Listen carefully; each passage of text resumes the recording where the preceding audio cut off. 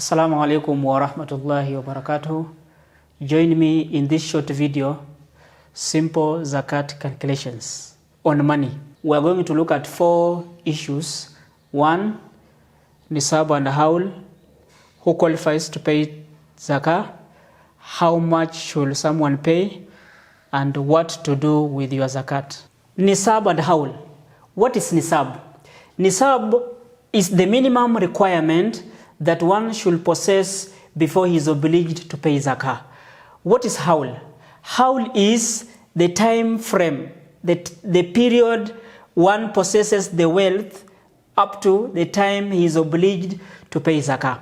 So in our example here, we are going to use the graph, and in this graph, on the y-axis we have the amount in Kenyan shillings, starting with 15,000 up to 105,000. On our x-axis, we are going to have the Islamic months, which is the haul, starting from Ramadan, Shawwal, Dhul Qa'dah, Dhul Hijjah, up to Ramadan.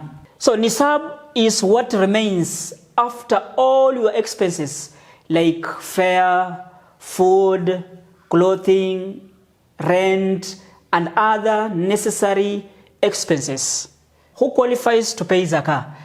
Using our graph here, we shall use the nisab for gold, which is 85 grams, and the nisab for silver, which is 595 grams.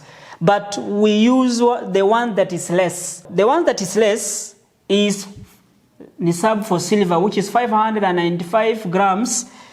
You look at the current price per gram of silver. Now it is 107, so it will be 595 grams multiplied by 107 shillings, you get 63,665. So 63,665, it will be our nisab for silver, and you can see the red line here. So who qualifies to pay zakah? Among these 3 people, the first one being Abu Bakr, you can see the movement. So he doesn't qualify for zakat because there is a time he went below the nisab. Maybe here he went for Umrah during Ramadan. Here he bought his wife a new house, or he took the wife overseas for a trip. The second person here is Omar, the red line. Omar will qualify to pay zakat because, as you can see, he has maintained above the nisab. Lastly, Uthman, the green line, he also maintained and he ended up being above the nisab. So why do you use silver? We use silver because it's cheaper than gold and it is less, thereby giving a room for many givers who will benefit many receivers. And that is why the scholars have emphasized that we should use the nisab for silver. After seeing that 2 people qualify for zakat payment, how much should one pay as zakah? So one will pay his zakat according to what he had at the end. Omar, you look at the end point is 64,000 shillings. So it will be 64,000 multiplied by 2.5% and you get 1,600 shillings. For Uthman, he will pay the end point of 90,000 shillings multiplied by 2.5%, which is 2,250 shillings. So one will pay according to what he had at last, and it should be above or more than the nisab. What to do with your zakat?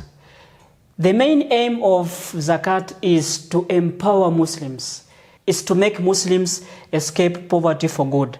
So for example here, we have 2 people who have qualified to pay zakah, and the least one being Omar, paying 1,600 shillings.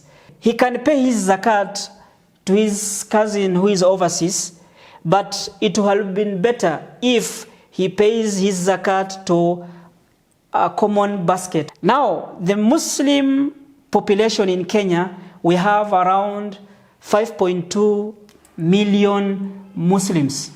Let us take just a small number from them, because most of them may be children, poor and needy. And again, we get an example of 10,000 Muslims.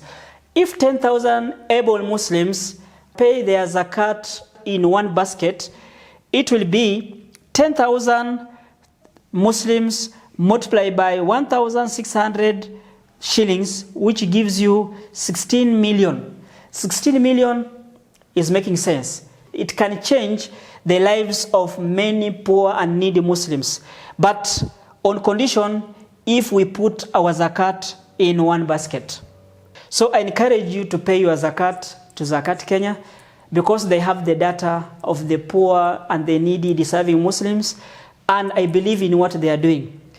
If you have any difficulty in calculations, just visit our website zakat.co.ke, and if you have any question or any doubt, don't hesitate, just call us on the numbers that will be shown at the end of the video, or visit our office at Dar Arkam, Kileleshwa, Wahada. Assalamu alaikum wa rahmatullahi wa barakatuh.